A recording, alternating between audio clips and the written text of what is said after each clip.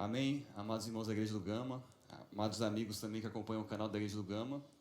Hoje a gente vai compartilhar um pouco do livro O Maravilhoso Convite de Deus ao Homem, do nosso amado irmão Pedro Dong. E hoje a gente vai compartilhar, desfrutar também do capítulo 3, o significado da glorificação.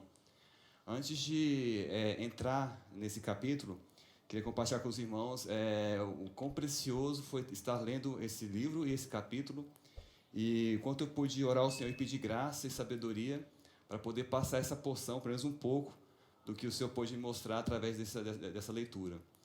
Realmente encorajo os irmãos a lerem esse livro, lerem esse capítulo, desfrutar, procurar entrar nas riquezas que o Senhor Ele quer nos mostrar através deste assunto e da sua palavra.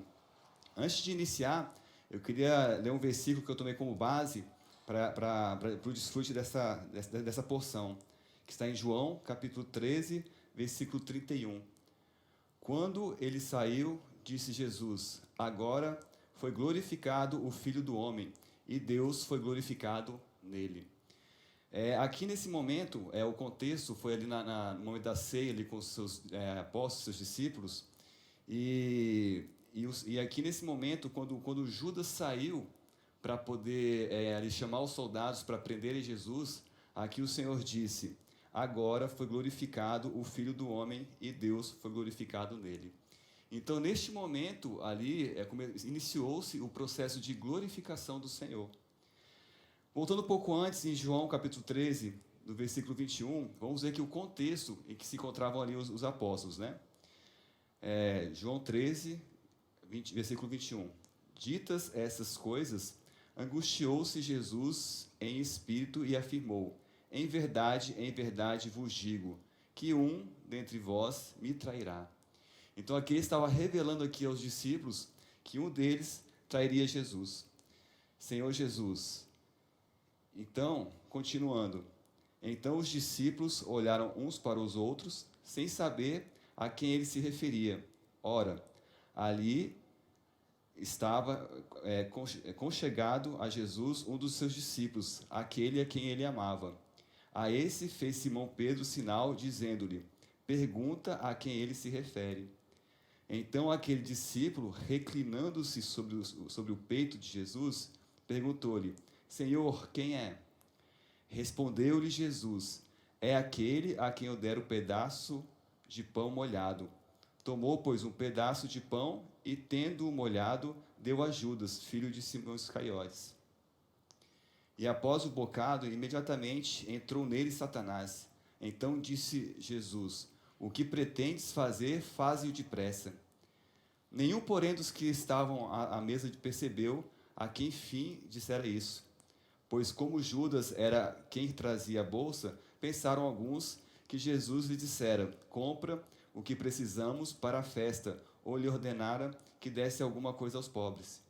Ele, tendo recebido o bocado, saiu logo e era noite. Dentro desse contexto, o Senhor, ele já disse ali naquele momento que um dos seus discípulos o trairia, e esse discípulo era Judas. O que nós podemos ganhar com essa passagem? Nos capítulos 14 a 17 de João, aqui o Senhor falaria aos seus discípulos as revelações mais preciosas, onde o Senhor ia morrer, ia ser crucificado, viria um outro Consolador, que receberia o Espírito, né? E o Senhor deixou Judas sair ali para poder revelar apenas para aquelas pessoas de confiança, apenas para os seus apóstolos. Irmãos, o Senhor hoje, Ele nos escolheu para poder dar essas revelações, para que a gente possa ganhar mais o Senhor, para que a gente possa ganhar dessa riqueza a qual o Senhor está nos dando. Então temos que valorizar essa palavra. A glorificação, a glória é o próprio Deus. A glorificação é o Filho do Homem, é o Senhor Jesus sendo levado para Deus, indo para Deus, né? O Senhor está recebendo ali, Deus está recebendo Jesus para dentro de si mesmo. E nós podemos participar dessa glorificação, nós podemos ser glorificados por meio do Senhor Jesus. Por isso que é importante estar ali sempre buscando o Senhor. Isso é um mistério para as pessoas, né? Para aqueles que não têm o Senhor, um mistério a qual o Senhor nos revelou que nós podemos participar. Em Colossenses, capítulo 1, versículo 24, Colossenses, capítulo 1, a partir do versículo 24 até o 27, Paulo aqui diz assim: agora me regozijo nos meus sofrimentos por vós, e preencho o que resta das aflições de Cristo na minha carne, a favor do seu corpo, que é a igreja, da qual me tornei ministro de acordo com a dispensação da parte de Deus, que me foi confiada a vosso favor, para dar pleno cumprimento à palavra de Deus.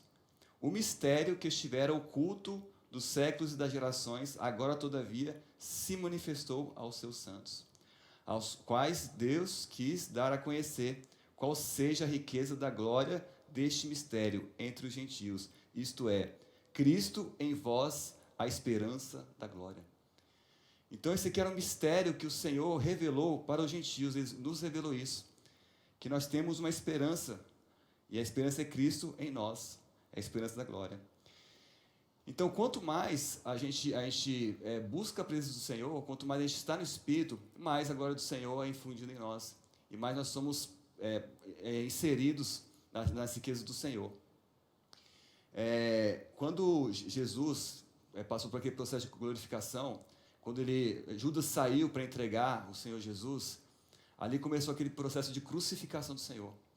Ali ele iria passar a sofrer muitas coisas para que pudesse morrer, ressuscitar e se transformar o Espírito que hoje pode habitar em cada um de nós, que habita em cada um de nós. Nós percebemos que para passar por um processo de glorificação, para cada vez mais ser glorificado, nós precisamos passar pela cruz. Nós precisamos, na nossa vida natural, nosso homem natural deve morrer pouco a pouco, dia a dia, para que nós possamos ser glorificados. O Senhor, vamos ler João, capítulo 17, versículo 4, versículos 5 e 4. João 17, versículos 5 e 4.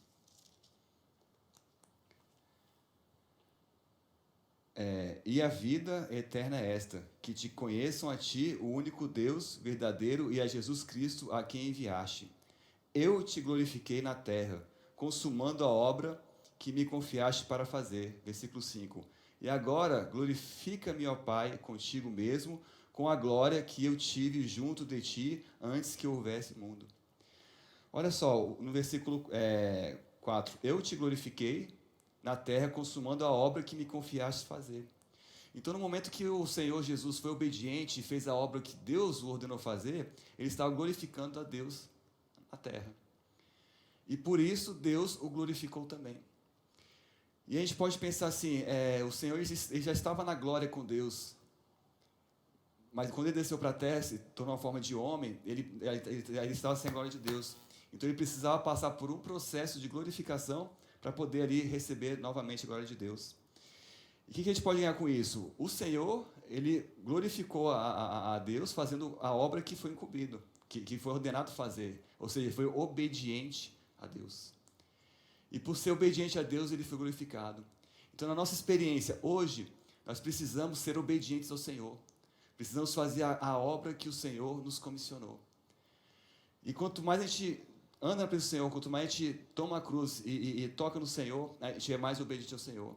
E passo a passo, de glória em glória, nós vamos sendo glorificados junto com o Senhor. Eu vou ler aqui uns versículos que mostram que o Senhor, ele está nos conduzindo para essa glorificação, para essa glória. Hebreus capítulo 2, versículo 10. Hebreus 2, versículo 10. Senhor Jesus, porque convinha que aquele por cuja causa e por quem todas as coisas existem, conduzindo muitos filhos à glória, aperfeiçoasse por meio de sofrimentos o autor da salvação deles.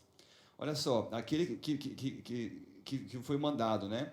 O autor da salvação nossa, deles, está conduzindo muitos filhos à glória, por meio de sofrimento. Então o Senhor veio, por meio do sofrimento que passou na cruz, se transformou o Espírito, que hoje habita em nós, está nos conduzindo à glória. Isso também nos mostra que Cristo, para ser glorificado, ele passou por sofrimentos. Isso também nos mostra que para que nós possamos ser glorificados, nós também precisamos passar por sofrimentos. E passar por esses sofrimentos juntamente com Cristo. 1 Pedro, mostra muito bem isso. 1 Pedro, capítulo 1, versículos 6 e 7. Nisso exultais, embora no presente, por breve tempo, se necessário, sejais contristados por várias provações, para que, uma vez confirmado o valor da vossa fé, muito mais preciosa do que o ouro perecível, mesmo apurado por fogo, redunde em louvor, glória e honra na revelação de Jesus Cristo. Então, os sofrimentos que nós passamos hoje, quando nós temos a clareza do propósito e do motivo da nossa vida, que na verdade tudo coopera para que nós possamos ser transformados e que possamos ali participar da glorificação, ser glorificados, ser a imagem de Cristo, que tudo coopera para isso, realmente a nossa vida é transformada, nós mudamos, nós passamos a viver diferente. Nós percebemos que tudo que fazemos, cada sofrimento, ele tem um propósito. Como eu diria, o sofrimento, muitas vezes não é porque você pecou, porque você errou. É claro que tem situações realmente de que nós erramos, nós pecamos, que nós sofremos uma consequência. Mas muitas vezes, mesmo buscando o Senhor, nos entregando ao Senhor, tendo um viver cristão adequado, nós passamos por sofrimentos também. E nisso exultais, nisso alegrais. Por quê? Porque isso é para confirmar o valor da nossa fé, para confirmar que nós estamos no caminho do Senhor, para poder nos trabalhar, né? E o Senhor está querendo nos levar para dentro dele mesmo. Isso está em João, capítulo 14, versículo 2 e 3. João, capítulo 14, versículos 2 e 3. O Senhor falando, né? Na casa de meu pai há muitas moradas. Se assim não fora, eu vou-lo teria dito. Pois vou preparar-vos lugar. E quando eu for e vos preparar lugar, voltarei e vos receberei para mim mesmo, para que onde eu estou, estejais vós também. Então o Senhor ele vai nos receber para dentro dele mesmo. Então quando vivemos na presença do Senhor, quando buscamos o Senhor, nós estamos sendo inseridos no Senhor. Então é importante a gente ter essa clareza do propósito de nós estarmos vivendo, para que tudo que aconteça no nosso dia a dia, nós possamos perceber que o fim disso é o quê? É estar na presença do Senhor e ser glorificado. Temos um propósito, é viver na presença de Deus, ser a imagem e semelhança de Deus, né? Do Senhor. Senhor Jesus, além desse aspecto da glorificação, nós precisamos andar na presença do Senhor para poder expressar o amor de Deus. Veja bem, expressar o amor de Deus, não o amor do mundo, não o amor que o mundo pode dar. O amor de Deus é o amor que se dá, é o amor que se doa, né? João capítulo 13, versículo 34, 35, ali antes da crucificação, né? Ele diz assim: novo mandamento vos dou, que vos ameis uns aos outros, assim como vos amei, que também vos ameis uns aos outros. Nisto conhecerão todos que sois meus discípulos, se tiveres amor uns para os outros. Então aqui o Senhor encoraja a expressar o amor de Deus, a amar uns aos outros. Que se não tivesse com esse amor, nós podemos expressar o amor de Deus. E esse amor do Senhor é algo muito precioso que nós só podemos expressar mesmo quando estamos no Espírito, quando estamos ali na presença de Deus. 1 João, capítulo 4, versículo 8. Capítulo 4, versículo 8. Versículo 7 e 8. Amados, amemo-nos uns aos outros, porque o amor procede de Deus. E todo aquele que ama é nascido de Deus e conhece a Deus. Aquele que não ama não conhece a Deus, pois Deus é amor. Olha só, quando nós buscamos a glorificação, a glória é o próprio Deus. Se nós buscamos estar na presença de Deus, nós também vamos buscar viver em amor, porque Deus é amor. E se nós estamos no Espírito, estamos no caminho do Senhor, nós vamos expressar esse amor de Deus. Mas o amor de Deus, vamos passar para 1 Coríntios, capítulo 13. Aqui expressa muito bem, Paulo fala sobre o amor de Deus. o amor verdadeiro. E o amor é um dom supremo que nós podemos exercer por meio do Espírito, né? Aqui, a partir do versículo 1, vamos ler a partir do versículo 1. 1 Coríntios, capítulo 13, versículo 1. Ainda que eu fale as línguas dos homens e dos anjos, se não tiver amor, serei como bronze que soa ou como símbolo que retine. Ainda que eu tenha o dom de profetizar e conheça todos os mistérios e toda a ciência, ainda que eu tenha também tamanha fé a ponto de transportar montes, se não tiver amor, nada serei. E ainda que eu distribua todos os meus bens entre os pobres, e ainda que entregue o meu próprio corpo para ser queimado, se não tiver amor, nada disso me aproveitará. Olha só, não importa o que possamos fazer para agradar ao Senhor, sem o amor de Deus, nada vale. Não importa o quão caridoso a gente queira ser, não importa dar bens aos pobres, não importa querer falar bonito, não importa querer ajudar as pessoas. Se não fizermos isso no amor de Deus, isso não tem valor. Precisamos fazer tudo no Espírito, em comunhão com o Senhor, para que o Senhor faça em nós o que Ele quer fazer por meio de nós. Continuando, agora a consequência do amor, né, de Deus. O amor é paciente, é benigno, o amor não arde em ciúmes, não se ufana, não se soberbece, não se conduz inconveniente, não procura os seus interesses, não se exaspera, não se ressente do mal, não se alegra com a injustiça, mas regozija-se com a verdade. Tudo sofre, tudo crê, tudo espera, tudo suporta. O amor jamais acaba, mas havendo profecias, desaparecerão, havendo línguas, cessarão, havendo ciência, passará, porque em parte conhecemos e em parte profetizamos. Quando, porém, vier o que é perfeito, então o que é em parte será aniquilado. Quando eu era menino, falava como menino, sentia como menino, pensava como menino. Quando cheguei a ser homem, desisti das coisas próprias de menino. Porque agora vemos como em espelho, obscuramente, então veremos face a face. Agora conheço em parte, então conhecerei como também sou conhecido. Agora, pois, permanecem a fé, a esperança, o amor. Estes três, porém, o maior destes é o amor. Por que o amor é o maior? A fé e a esperança passarão.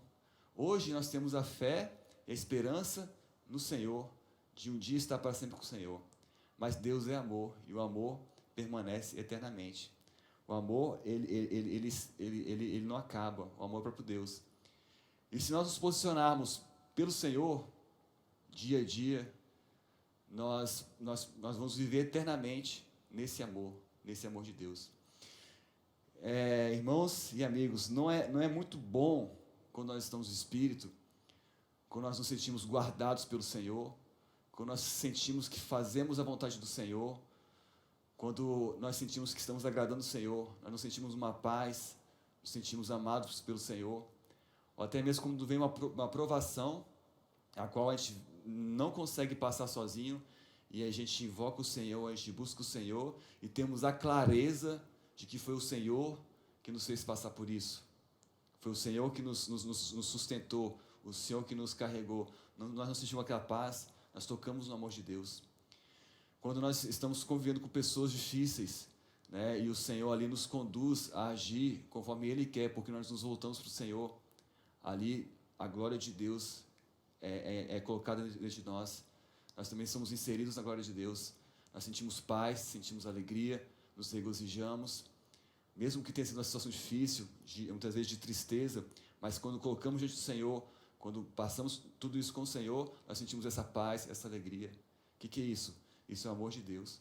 O amor de Deus é paciente, é benigno, tudo pode, tudo suporta, não se soberbece, não se ufana, não se ressente com o mal, né? Por isso que devemos ter o amor de Deus no coração. Olha só, o amor de Deus é fazer aquilo que Deus quer. E o amor de Deus ele é incrível, porque não é um amor, como eu poderia dizer, um amor assim bonzinho, né? É um amor real.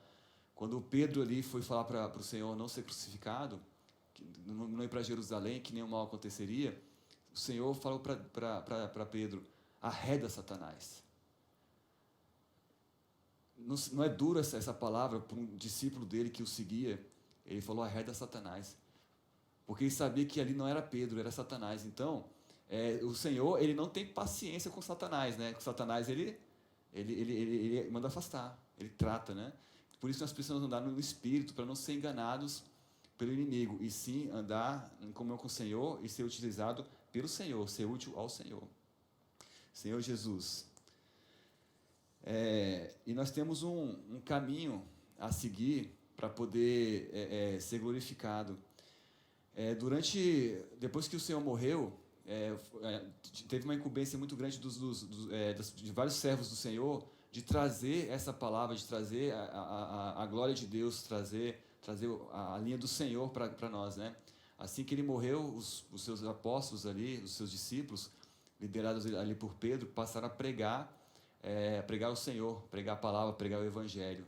Depois disso, foi levantado Paulo, né, que também estava ali pregando. E depois de Paulo, foi João, né, um dos apóstolos de Jesus, que foi ali para a ilha de Patmos, foi trabalhado, escreveu Apocalipse. E até hoje nós desfrutamos desse ministério de João. Aqui em João, capítulo 21, no versículo 20 e 23,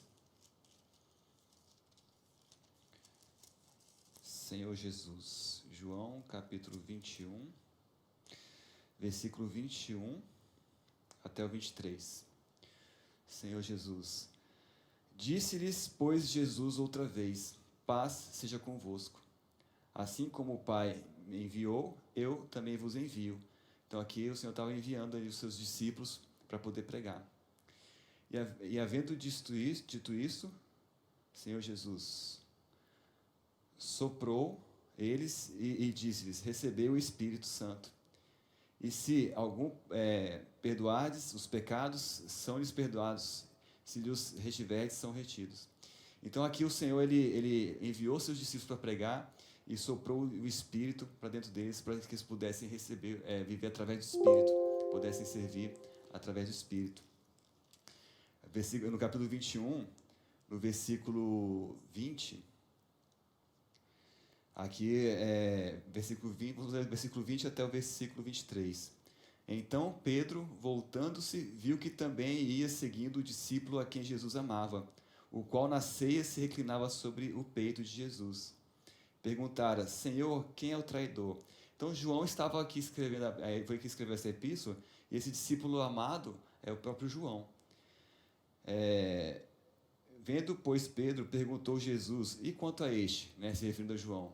Respondeu-lhe Jesus: se eu quero que ele permaneça até que eu venha, que te importa? Quanto a ti, segue-me.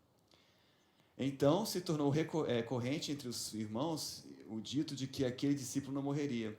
Ora, Jesus não dissera que tal discípulo não morreria, mas se eu quero que ele permaneça até que eu venha, que te importa? É bem interessante que aqui o Senhor falou que se João permanecesse até que ele voltasse, né, que importa para os discípulos? E os discípulos entenderam que João não morreria. A gente vê como o Senhor sempre está no plano celestial, né? E os discípulos ali no plano terrenal, pensando como homens, e o Senhor já via lá na frente. Então, o que o Senhor estava falando é que o ministério de João permaneceria até que ele voltasse. E esse ministério é o ministério do Espírito, da vida, o ministério do amor, né? E para a gente poder ser glorificado a cada dia, nós temos um caminho para seguir. Nós temos que optar pelo caminho correto, é uma questão de opção. Nós temos duas portas, né? Em Mateus capítulo 7, no versículo 13 e 14. Mateus capítulo 7, versículo 13 e 14. Aqui, o Senhor nos apresenta duas entradas. E nós temos que pagar um preço para poder estar na presença do Senhor. Olha só, versículo 13. Entrai pela porta estreita. Larga é a porta e espaçoso é o caminho que conduz para a perdição, e são muitos os que entram por ela. Porque estreita é a porta e apertado o caminho que conduz para a vida, e são poucos os que acertam com ela. Então o caminho que conduz para a vida é um caminho estreito, é um caminho restrito. Nós não podemos servir a dois senhores. Ou a gente vive no Espírito, faz a opção de viver pelo Senhor, que é o caminho estreito, é um caminho restrito. É um caminho qual nós não podemos desfrutar do mundo, nós não podemos nos regozijar com o mundo, não podemos fazer a vontade de Satanás e sim só a vontade de Deus. Esse é o caminho estreito. Mas esse é o caminho que nos leva para a vida. É apertado, mas nos conduz para a vida. Agora, se preferir o caminho largo, da porta larga, né? É espaçoso, é largo, é um caminho fácil de seguir hoje no nosso homem natural, né? Esse caminho nos conduz para a perdição, e são muitos os que entram por ela. Então, aquele que não quiser negar a sua vida hoje, que não negar a sua vida da alma hoje, esse vai poder desfrutar apenas da alegria que esse mundo pode dar. Aquele que optar pela porta espaçosa vai ser levado para a perdição.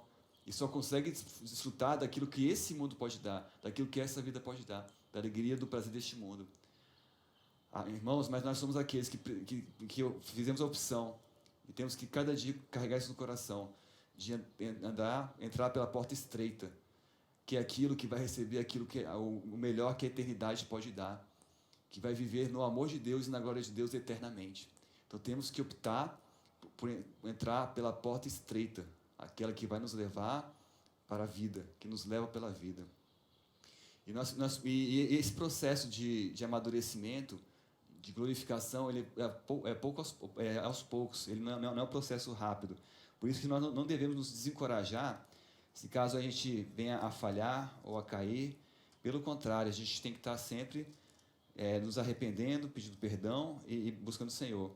Em 2 Coríntios, capítulo 3, versículo 18, diz assim: E todos nós, com o rosto desvendado, contemplando como por espelho a glória do Senhor, somos transformados de glória em glória na sua própria imagem, como pelo Senhor, o Espírito. Olha só que rica essa passagem. Vou ter que ler o 17 também, que está muito rico. Olha só o 17. Ora, o Senhor é o Espírito, e onde está o Espírito do Senhor, aí há liberdade. Irmãos, a verdadeira liberdade é a liberdade do Espírito. Não é ser livre no mundo andando, é estar no Espírito. Quando estamos no Espírito, onde quer que estejamos, somos livres. Porque onde está o Espírito do Senhor, aí há liberdade. E todos nós, como o rosto desvendado, contemplando como por espelho a glória do Senhor. Quando estamos no Espírito, podemos contemplar a glória do Senhor. E somos transformados de glória em glória. Aqui mostra que é um processo. Cada vez que agradamos o Senhor, que estamos no Espírito, que agimos pelo Senhor, nós somos transformados de glória em glória. Na sua própria imagem, como pelo Senhor, o Espírito. Então, vou deixar aqui o meu encorajamento para os irmãos, para quem está assistindo esse vídeo, que mesmo não consiga plenamente hoje viver no Espírito, expressar o Senhor, entenda, perceba que é um processo. Se falhou aqui, não desista, apenas busque o Senhor, porque como diz aqui no versículo, nós somos transformados de glória em glória na sua imagem, como pelo Senhor o Espírito. Irmãos, é uma questão de coração, precisamos ter o nosso coração voltados ao Senhor. Eu vou repetir, mesmo que a gente tropece, que a gente caia, não desistir, mas sim seguir o Senhor de todo o coração, de toda a intensidade, a cada dia optar pela porta estreita, que é apenas o Senhor, e deixar que o Senhor conduza a nossa vida, porque Ele tem muito mais sabedoria do que nós para nos conduzir. Então, vamos buscar mais o Senhor, para que nós possamos de glória em glória ser transformados à imagem do Senhor. Jesus é o Senhor.